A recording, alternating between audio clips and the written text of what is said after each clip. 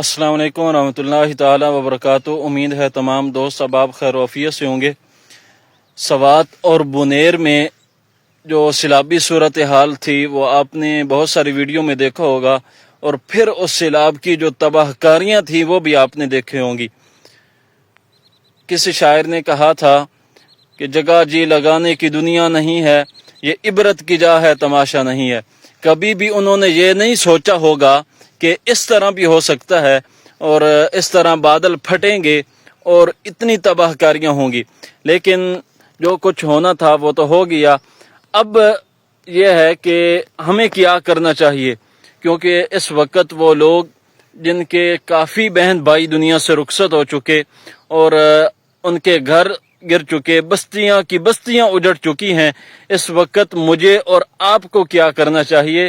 اس وقت اس صورتحال میں ہمیں ان کی ہر حالت میں ہیلپ کرنی چاہیے، ان کے ساتھ کھڑا ہونا چاہیے، کیونکہ یہ وقت آج ان پہ آیا ہے تو کل مجھ پہ آپ پہ بھی آ سکتا ہے۔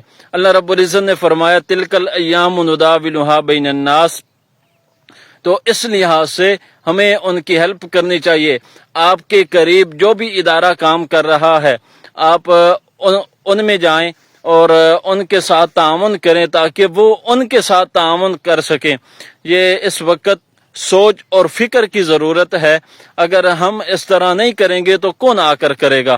ہم ان مسلمان بھائیوں کے ساتھ ہیں جو بھی ان کے دنیا سے رخصت ہوئے، ان کے بھائی تھے، بہنیں تھیں، مائیں تھیں۔ اللہ رب العزت ان کی کامل مغفرت فرمائے، جنت الفردوس میں اعلیٰ سے اعلیٰ مقام عطا فرمائے اور لواحقین کو صبر جمیل عطا فرمائے۔ تو آپ کے قریب جو بھی ادارہ ہے، چاہے وہ دینی مدارس ہوں یا آرمی کیمپ ہوں، جو بھی ادارہ ہوں جن پر آپ کو اعتماد ہے، تو آپ ان کے پاس جائیے اور اپنا حصہ ضرور ان میں ملائیے، تاکہ وہ جو بھائی ہمارے سیلاب کی زد میں ہیں ان کی کچھ نہ کچھ مدد ہو سکے۔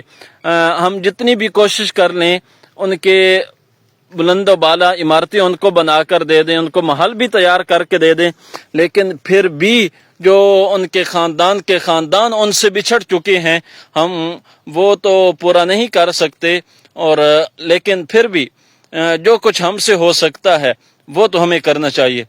جزاکم اللہ خیر۔ السلام علیکم ورحمۃ اللہ وبرکاتہ۔